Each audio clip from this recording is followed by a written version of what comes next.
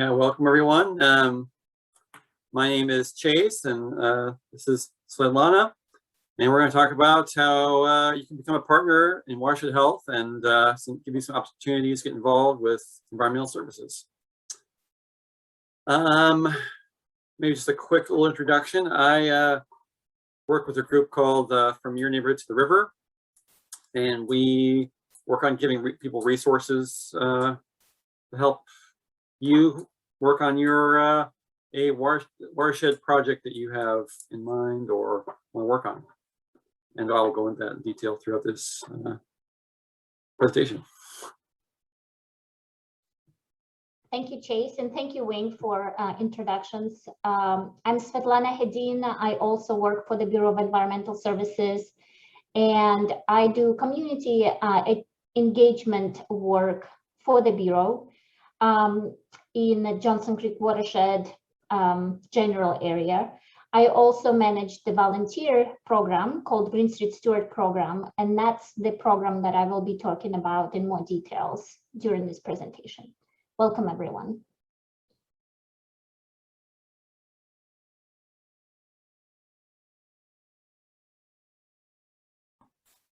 So yeah, we're going to be talking about some stormwater challenges, some green solutions to those challenges, and ways you can get involved by either being a Green Street Steward or ways, funding opportunities for your watershed project.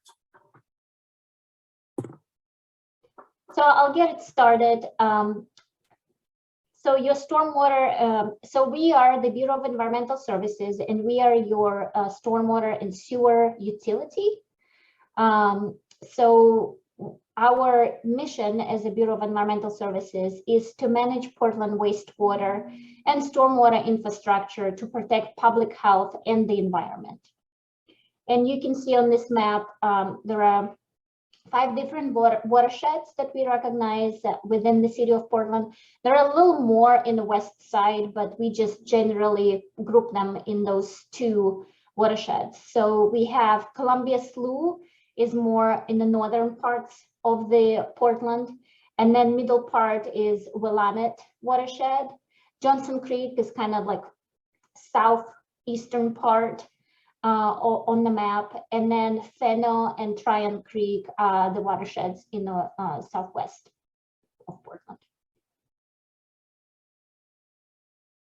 So why do we talk about stormwater, and why do we have some challenges in Portland?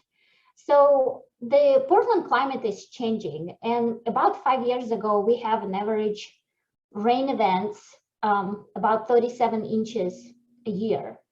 Well, now Portland gets more like 41 inches of rain annually from October to June, and then we have 3 months of drought in the summer. And as you can probably see or notice, last year and this year, more and more times we have more droughts in the summer. And then also our rain events, intensity of the rains increased, and substitute our drizzle-like rain, what we are used to. You know, we used to say, oh, why do you need an umbrella when you go outside? Well, now you do need an umbrella to go outside, because otherwise you're completely going to get wet. So we have more heavy rain during shorter periods of time. And so why do we care? You know, why do we care that the intensity of the rain increases? Well, with more intense rain patterns, we might get more combined sewer overflows, and I will cover that in the next slide. But we also, because Portland is a city and has perfectly normal amount of impervious surfaces like parking lots and roofs and driveways. So all the water that lands on those surfaces runs off, and then sometimes goes directly into the river, or sometimes go into our pipe system or green infrastructure to be treated prior. So those sort of things really affect how we deal with the stormwater. And also we have aging sewer system. So our pipes are not new anymore, and in some areas they're over 100 years old. And we are working very hard to recognize where those are and replace them. But again, when you replace a pipe, it's not that easy. You know, you have to close the streets, and sometimes it's, you know, traffic patterns that needs to be changed, and it's inconvenience to everyone. So lots of times you will see a lot of streets decommissioned because we are replacing the pipes, which is very important thing. Next slide, please. So as I was saying, City of Portland has two types of stormwater systems. One is separated stormwater system, which it means that that's your picture on the left. And it's basically easy. It's one pipe directs all the sewers, water from your homes, you know, any water from your bathtub and sink and toilet, you know, all goes into one pipe. And then there is a separate pipe that directs stormwater. So all the rainwater that comes, all the water that comes from the rain gets on the pavement, and then sometimes goes directly into the river, which, you know, not necessarily a good thing if there are oils and things like that that are on the surface of the pavement, but things like that happens. And then sanitary sewer pipe goes directly into the treatment plant, and that water then gets treated, and then excess will go, treated water goes into the, according to the watersheds, goes into the Willamette River or Columbia Slough or other streams. So, and then we have a lot of, a big portion of Portland is still in a combined sewer system, which means that the sewer and the stormwater is both in one pipe. And when that happens and we have intense rain event, that means that now amount of the stormwater that was small during the summer time, for example, is now so big that we get overflows. So overflows into the river. And by overflows, I mean the sewer and the stormwater gets combined and then releases into the into our streams and pollute our streams. So that's not ideal. And so that's why the city of Portland had to come up with different solutions to figure out how we can treat some of that stormwater that is basically clean, you know. You know, there is no sanitary things that we need to be concerned about. And so we come up with different solutions. Next slide, please. So those solutions include rain gardens, tree plantings, green walls, eco roofs, or green roofs. So it's basically anything that has vegetation that can take on some of that water and manage it somehow. So in combination with our gray infrastructure, which are pipes, we also use green solutions like this green infrastructure, different ideas, different tools, you know, to manage that stormwater. Next slide, please. So some of the types of the green infrastructure, or green streets, we call them, or green street planters, you might hear different types of names for them. There are stormwater planters, there are bioswales, green gardens, you know, all of them basically manage stormwater sustainably and provide additional benefit for Portland residents. Green streets do a great job managing the flow of stormwater. They filter pollutants, they clean the air because they're vegetated, and they provide safer routes to school and create more green space in the neighborhoods.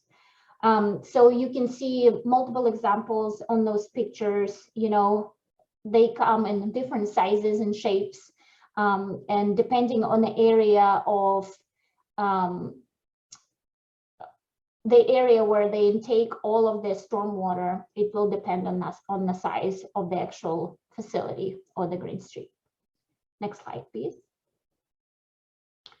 So Portland currently have 22, well, it's more like 2,400 green streets in the right of way. So green dots on the map show individual facility. And as the city builds more green street facilities, the maintenance need also increases. And to address the pressing needs for the maintenance, the City of Portland Bureau of Environmental Services initiated a unique and innovative way to partner with residents, businesses, and nonprofit organizations to care for these green street facilities. So some other benefits that this green infrastructure provide, there's public benefits like reducing combined sewer overflows, what I mentioned earlier, basement sewer backup. You know, some residents experience that in the combined sewer areas. Environmental benefits, you know, green streets recharge groundwater, they clean and cool the air because they're vegetated, and some of them do have trees in them. And then improve water quality in streams because they allow all the sediments and all the pollutants settle in the facility, and the plants and soil basically, and bacteria that lives in the soil break down the pollutants. So then the clean water is actually recharging our groundwater. And then community benefits like pedestrian and bicycling safety, and just, you know, providing beautification in your neighborhood. So the Green Street Steward program, it started in 2011 after community members asked us if they could help maintain newly constructed green streets in their neighborhoods. And we developed this program. And the goal of the program is to engage residents and businesses and nonprofit organizations in the care of green streets. And by being involved, our stewards develop a sense of ownership of green infrastructure and understanding of what these green streets are doing for the stormwater management and watershed health and livability in their neighborhood. And it's just, you know, rewarding way to contribute to your community and help Portland rivers continue being clean. So we currently have 587 green streets that are adopted by 237 volunteers, and over 60 of those are businesses. And the reason we have so many businesses is because we partner with Bureau of Planning and Sustainability and their Sustainability at Works program that provides sustainable solutions for the businesses. And one of those solutions can be for the business to adopt one of those green streets and look after them, and they get you know, certain amount of points towards their certification to be a sustainable business. So pretty cool. So some of our resources that we provide to our stewards, we have maintenance guides, and now we have them in English and Spanish. We also have a weed identification guide that is available online and can be printed by anyone. We have suggested plant guide, which includes a guide of certain vegetation that is approved by the city to be planted in a facility. We still have to see your ideal plan of where you want to put certain types of vegetation in a facility, if there is space, just to make sure that you are successful with what you're picking, because some plants are more sun tolerant than others and things like that. So we want to make sure that you're successful in whatever you are planting. And then we also have activity logs, and those are basically just a simple form that our volunteers complete once every 3 months. And this provides us with opportunity to see how well our volunteers are working. And then we also provide at the end of the year an award to those who go beyond and above, you know. So it's a wonderful thing. So what sort of activities do we talk about when I say volunteers perform activities? So some of them involve opening the opening so the water can actually enter the facility. That's the bottom picture with the person raking the leaves from the opening so the water can enter the facility. Otherwise, if the water cannot get in, then the facility cannot function. Picking up garbage, of course, you know, with rain and wind and number of people walking by, garbage accumulates often. So picking that up. And then some of the green streets have storm drains in them. So it's important to remove the, you know, leaves and garbage that collects there as well, to make sure that the water can actually get in. And then also sediment removal is also allowed. And when you remove sediment, we want you to put it in your garbage because it could be hazardous depending on what's being laid on that street and how it's been collected.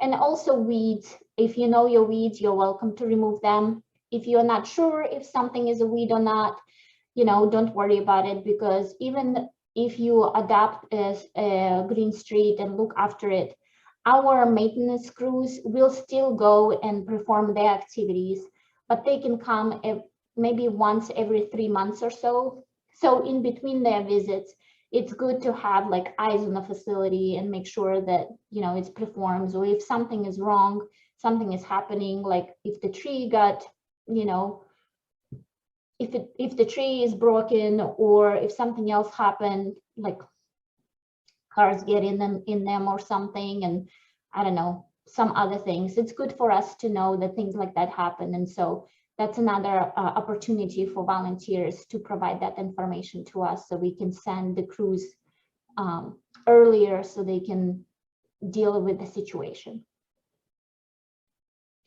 And then we have community partners that we work with.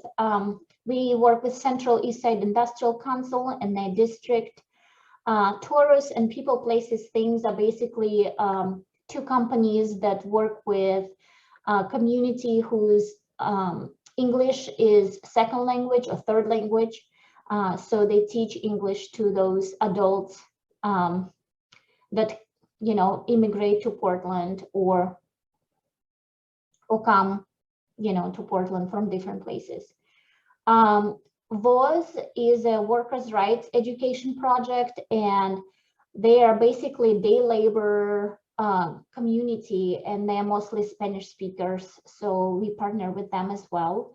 Solve, of course, Surfrider Portland chapter. Those are the people who surf in the ocean, but they live in Portland, so they do understand how the connection between living in Portland and doing work in the city and how that affects the ocean, because all the water from here basically ends up in the ocean eventually.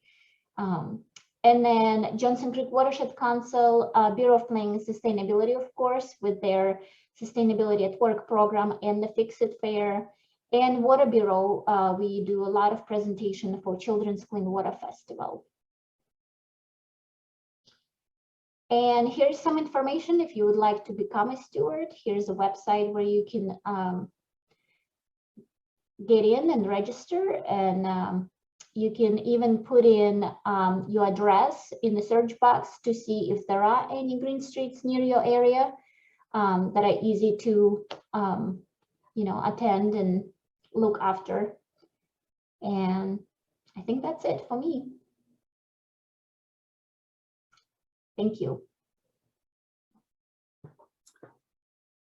Yep, I will now go over some of the opportunities that we have for Neighborhood to the River, some of the ways we can help your watershed project.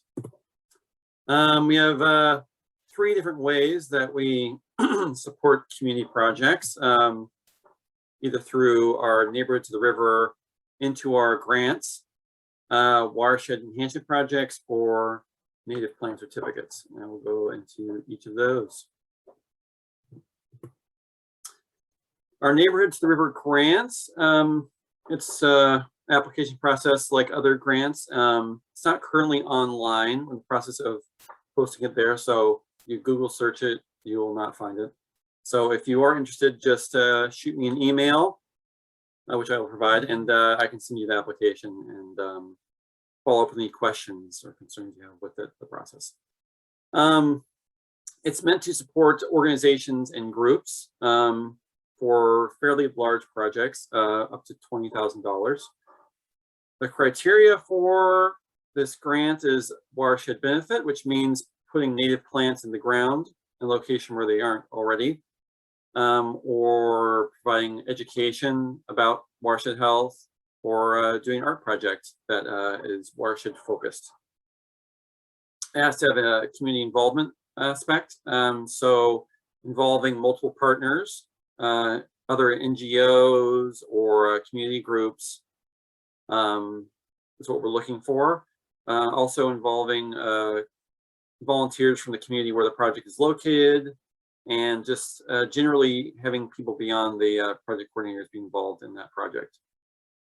It's also very important to have an equity focus and to provide leadership opportunities for underrepresented groups. So it's either led by, collaborated with, co-created by BIPOC, those with disabilities, low-income youth, elderly, or other underrepresented groups be involved. Some projects that we have funded in the past, ideal projects would be removing asphalt. Collaborating, that's DPAVE, is one of the organizations that does that. Collaborating with them, putting native plants in its place, managing stormwater by planting native plants and trees, and watershed education for art. So the grant needs to be submitted before June 30th of every year. And if you are interested, please email to the river@portlandoregon.gov or call 503-823-5729 for the application, more info on the grant process. Here is an example of a grant that went through the entire grant program, the Coley Rain Garden Project. This was led by Verde, which works out of Coley and does a lot of amazing work in advocacy and helping low-income people there get jobs. One of their projects was installing rain gardens around Coley at low-income households. And through 2020, 2021, they installed seven different locations. Over 800 square feet of turf grass was converted into natural landscape, and 400 native plants were installed. So very, very cool. They had multiple partners with the Columbia Slough Watershed Council, Habitat for Humanity, Multnomah Youth Co-op, and Backyard Habitat Certification Program. Here's an example of one of the projects. They had an underutilized or area of someone's yard, and they converted it, tore out the grass, dug out some rain gardens and planted some native plants, and now it's a beautiful rain garden that also helps keep our watersheds clean. Watershed enhancement projects. These are terrific for smaller groups, organizations, or even just a loose knit group of neighbors that are have a project in mind. You only do a couple of these per year, and there's no application process necessary. You just need to reach out to us with your idea, and if it seems like it provides a community benefit and it's in a publicly accessible place, we will help you put that project together. We would purchase supplies directly and organize the events. That's a terrific option for those with limited staff capacity and for more technical projects such as large rain gardens or planting projects, because we will provide the assistance. It's also great if you have volunteers involved that you can come help with these projects. That's what we're also looking for in these kinds of things. Can involve native plants, paving, watershed-based art, and education. So very similar to the our grant program, except that, as I said, no application. It's for smaller projects.